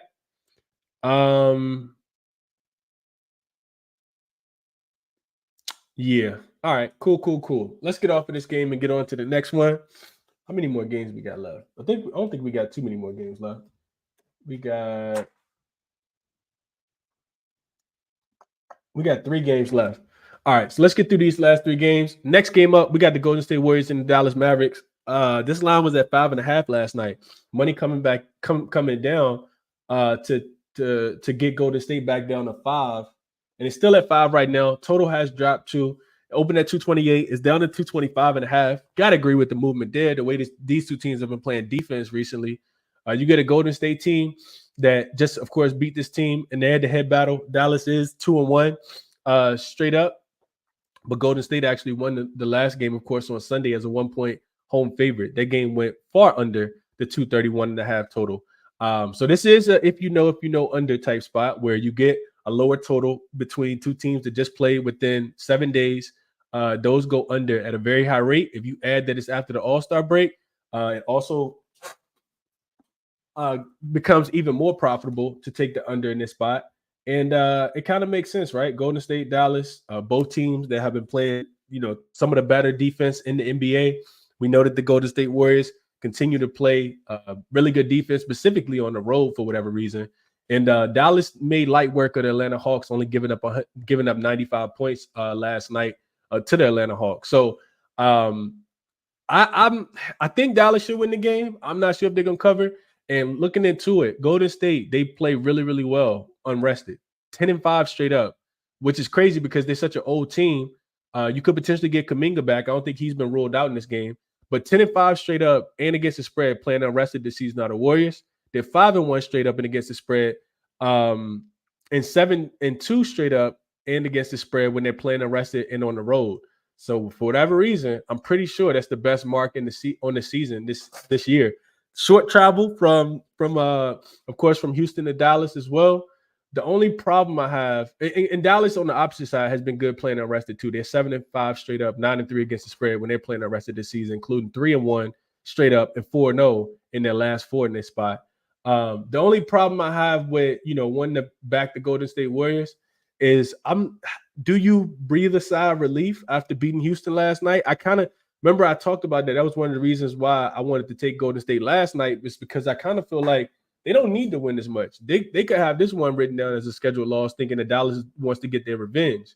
But I said this the other day, and I'll say it again, these are two teams that I don't necessarily want to be betting on as far as the side. I think both of these teams are red hot right now. Let me just check the injury report because I know Dallas played a little bit better than I thought that they would against Atlanta last night, even without Derek Lively being out there. I thought him being out, I think Derek Lively is going to be out for a week or two, right? Yeah, say he could be out for up to 2 weeks. So you won't have Lively in there, which I think does impact the defense. And you got Jonathan Kuminga also listed as a game time decision. He didn't play last night, of course, but he did go through his pregame routine, which lets you know that he will return soon. Not sure if it's going to be this game or not. You also got Wiggins, who's popped up on the injury report after tweaking his ankle during the fourth quarter. In the third quarter, I don't think Wiggins played in the fourth quarter. Yeah, he missed the whole entire fourth quarter. So that doesn't bode well because he is your best defender that you need to put on Luka. Not that anybody can stop Luka, but you definitely want Wiggins on him. And without Wiggins, I think Warriors defense could be impacted just a tad bit. Kuminga comes back, that's going to help the offense and not so much the defense. So while I want to take the over, while I want to take the under, I don't think I could do it, not knowing if Wiggins is going to be out there to guard Luka, and also not knowing if Jonathan Kuminga is going to come back. But Trace Jackson-Davis at center, Golden State defense has been really, really good. Let's see so more of a lean towards the under than anything else, even with the volume, even with the back-to-back for both teams here. Let's see what you guys are saying about this one. AOD says 100th like. I don't know if you meant you gave the 100 like or we need 100 likes, but I appreciate that. AOD, as always, my brother. Let's see what else. Needs some sleep, says Luka over 9.5 rebounds for me on this one. Kenneth says, what up, Chris? He likes Luka over 9.5 rebounds as well. Tasha says, as I say, riding with the Warriors. AOD says Mavericks revenge. Brian says Dallas -5. Luka over his 9.5 rebounds. Cash last 2 times and a revenge game for Dallas here. Nando says I'm on the under and the Mavs money line in a parlay. What else? PZ says I'll take Ramadan, Kyrie, and Luka -5 here. Joe Kim says Golden State is 9-6 to the over with no rest, and Mavs are 6-5-1 to the over. Shaky legs. So defense might be a little bit softer. Over. I understand the under trend. Man, So real quick, let's go to the standings. So Golden State, they will be in the playoffs. Not the playoffs. They will be in the play-in. And they are 3 games behind. Yeah, Golden State actually, I mean, they only have 6 games left. Could they potentially get up to 8? Do they even want to get up to 8? Do they want to keep winning, and will they keep their foot to the pedal is the thing that I'm having trouble with here. Um, all of the full season stats, they don't really mean as much when you know the motivation of the team. And right now I'm struggling to find the motivation of the team here. So I'm not sure if this is going to be, that's one of the things that's kind of talking me off the under as well. I want to play under, but I'm not going to quite, I don't think I'm going to get there. Unders for me, over or nothing here. And DMP says, Chris, you know I've been saying this because you read it every time. I'm getting blue in the face. Don't fade Steph. Not until the playoffs. Bro, the man cried on national TV. I haven't faded him since. And I'm right there with you, DMP. I'm right there with you, my brother. I'm not taking a side in this one. Chaotic says, especially under with Luka, Clay, Curry, Kyrie just gets risky. Plus, the no defenders on Golden State makes me think it could be high. So remember, these two teams just played. It was 205 points scored. Golden State won 104 to 101. I mean, both of these teams are playing really, really good defense right now. Tasha says, I don't think the Mavs blow them out. I think the Warriors will cover the 5. And she says she took the under 227. So yeah, under I think would be the play, but it's not a game that I play in all transparency. Just being transparent with you guys. Let's keep it pushing. Next game up, we got the Timberwolves and the Suns. Suns laying 4 points at the crib in this game, and this line actually opened at 3. Total 216 and a half. It was at 220, and I think it went up, and then it went up, and now it's come back down. Because I did see this one a little bit higher, a little bit lower, and then it went higher. Like I said, to 220. Now it's come back down. So Minnesota, 1 day's rest, coming off that 48-point beatdown of the Toronto Raptors. This is the first road game after 3 straight home games for them. It's also a third game in 4 nights and a fourth game in 6 nights for the Timberwolves. They are 25-13 straight up on the road, 21-17 against the spread on the road. They're 8-2 straight up and 7-3 against the spread in their last 10. Like Minnesota, I feel like, after Karl-Anthony Towns got hurt, some people were kind of riding them off, and they've still been a very, very solid team, specifically on the defensive end, because without Cat, their defense gets so much better. They are just 7-8 straight up, but 8-7 as road dogs, which is extremely profitable. If you've been betting on them every single time as a road dog, you're up some units because they've won 7 of those 15 games straight up. And they've covered, like I said, 8 of the 15 as well. 5-2 straight up and against the spread in their last 7 as road dogs, including 7-4 straight up and against the spread as road dogs when they're rested as well. So these two teams did play earlier this season, and it was a 5th game in 7 night spots, a scheduled loss for the Minnesota Timberwolves, and the Phoenix Suns did smoke them. Phoenix has actually won 8 of the last 10 as well in the head-to-head matchup, and they've covered 7 straight against the Timberwolves too for whatever reason. And like I said, Phoenix has been playing a little bit better basketball as of late. They are 23-14 straight up at home, just 15, 22-1 against the spread, but they have covered, I think, 3 of the last 4 at home. And they're also 7-3 straight up and against the spread in their last 4 games. So big playoff implications. Like I said, Phoenix going on a 2-game winning streak in conjunction with the Pelicans losing 3 straight games has now moved Phoenix out of the play-in spot. I mentioned this the other day as well. Devin Booker said after that win against the Cleveland Cavaliers that they have flipped into playoff mode. So the last time I tried to bet on Phoenix, you guys know this if you've been watching the show for a while, they got smoked against the Oklahoma City Thunder. Never really showed up in that game. They have been playing a little bit better basketball since then, but this team is still, in my opinion, too inconsistent for me to play. Like I told you guys I wasn't betting Phoenix, and I'm not. I'm not betting Phoenix. I don't know if I want to take the Timberwolves in this spot either.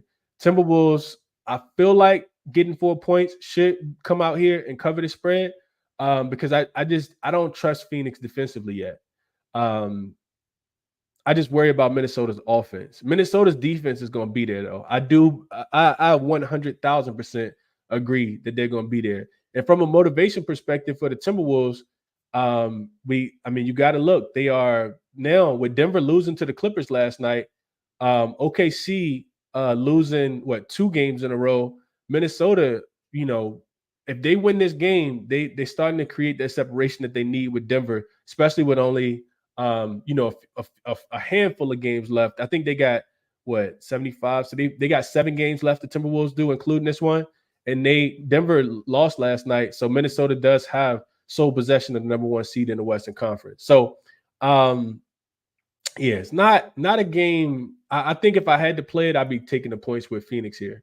That's what I would be doing. Let's see what you guys are thinking. And no play on the total. I feel like it's a tad bit too low.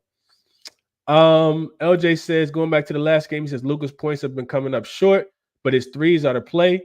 15-4 to 4+ made threes since the All-Star break. Couldn't talk you off of that look at all, LJ. Chaotic says no Kuminga and possibly no Wiggins. Though I don't know. Nando says give me the +4 here with the Timberwolves. LJ says the Suns 14-4 to the under their last 18 at home. Also 7-3 against the spread in the first half in their last 10. So if you want the Suns, maybe you do take them early. Couldn't talk you off of that, LJ. Joe Kim says styles make matchups. Suns shooting a lot of long mid-range shots. Takes Rudy out of the equation defensively. I have to lay with the Wolves. So he says I want to lay with the Wolves so bad, but the Suns' playing style is made to beat the Wolves team.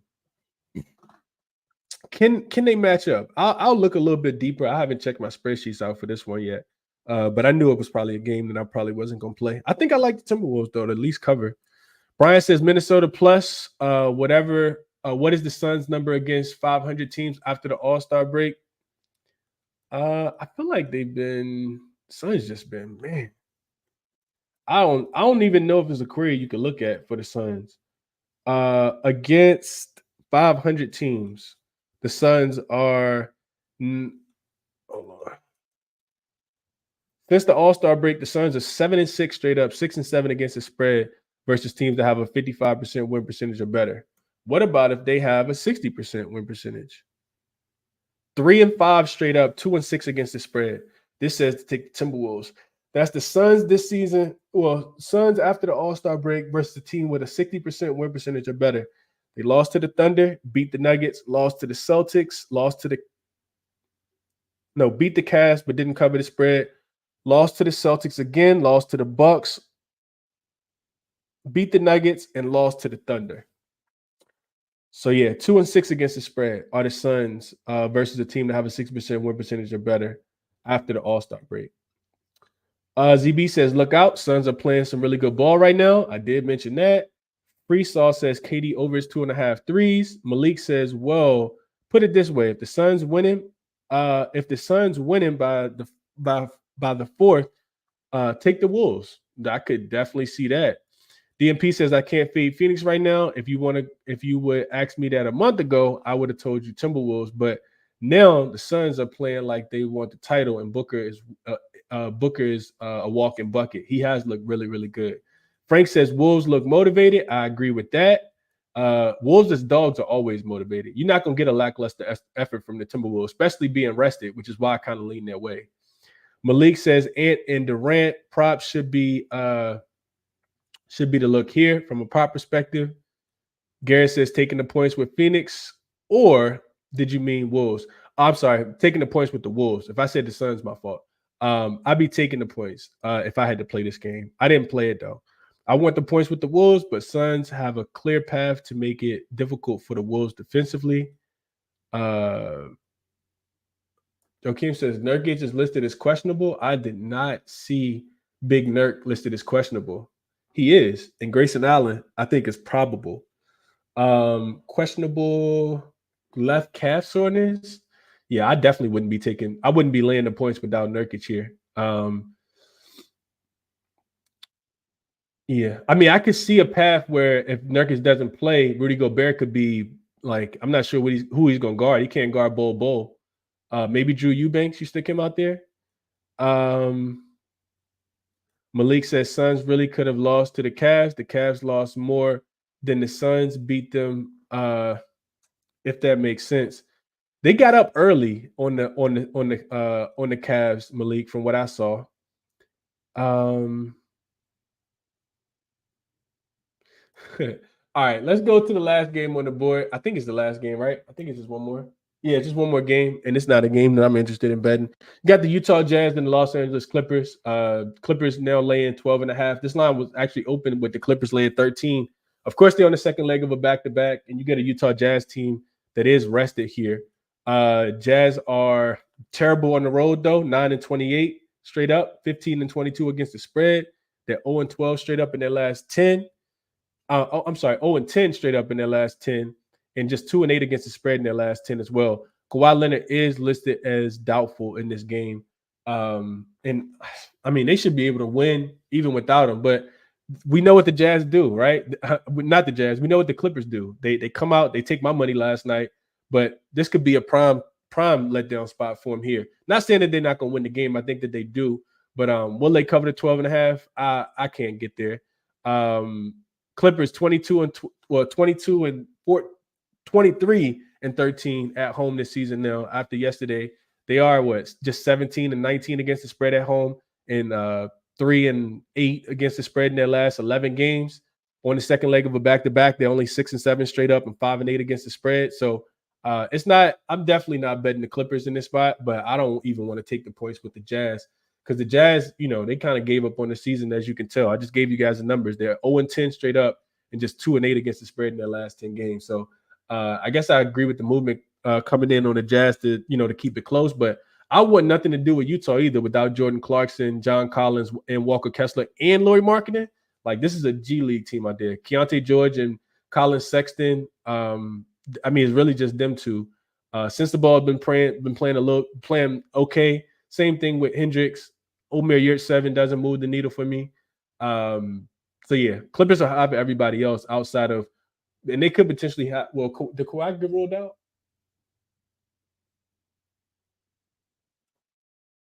Yeah, I think Kawhi is already ruled out. So yeah, it's not a game that I'm interested in playing, but I low key do want to take the points with the Jazz. What do you guys think about this one?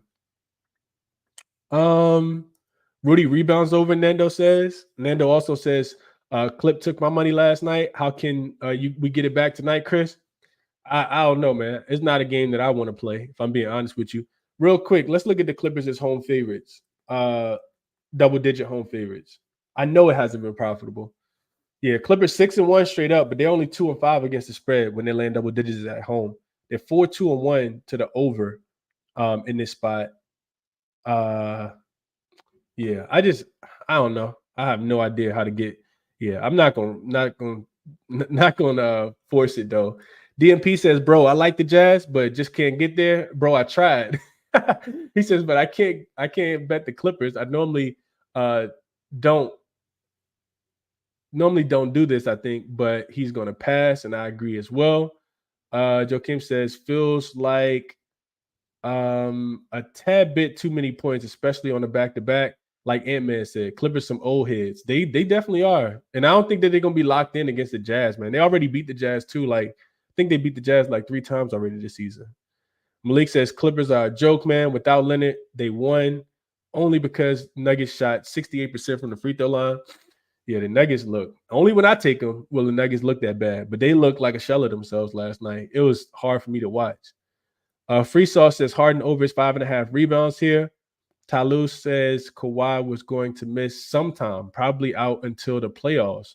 Oh, I don't think I saw that, Derek. I'm glad you mentioned that. I did see that say he was going to be out for this game. At first, he was doubtful, though. Joe Kim says 99% of the money were on the Nuggets last night, and the refs want to show up. You know how it goes. That is a fact. Tried to get it right, couldn't. And JFX says team total under for the Raptors in that Raptors game. So this is the last game on the board. Like I said, I'm not forcing to play here. I haven't made a play. But since we've kind of handicapped the games, and I'll take a deeper dive into the couple plays that I'm mentioning right now for you guys, and I'll be back at 5 o'clock Eastern Standard Time. Also, like I said, doing the show with my guy Munoff in about an hour, going over our favorite player props for today's slate. But here's what I wrote down based on the cap of the games that we've done today. Portland, Washington under. The total is going up now, 223.5. It looks like it's the number. I'm gonna take a deeper dive into that. I like the Orlando first half. I'm gonna look a little deeper into that, minus the 6.5. Indy minus the 5.5. Probably won't get there because I can't. It's actually moved up to 6. I just need I need Miles Turner in, man. I definitely want him in. OKC Indy under the 234, I think is also 234.5 is also in play. And then the gift that keeps on giving, Boston first half minus the 5.5, I think is still available. And Golden State and Dallas, I want to look a little deeper into that game overall. So we went through every game. I'll go through and chop it up as I always do, so you guys can go back and listen to the notes on any of the games that you feel like you want the analysis for. And I hope you guys cash, man. Best of luck on all your action. Resources that I use to handicap the games, as always, are listed for you guys here if anybody's interested. And hit the like button for me on the way out. Subscribe to the channel if you guys haven't already. When I do make the plays for today, they will be I'll share them on the 5 o'clock show. But if you guys want my plays when I do make them, the link is in the description of the YouTube video. Bet responsibly, and I'll catch you guys in the next one, man. Have a great day. I'll catch you guys at 5 p.m.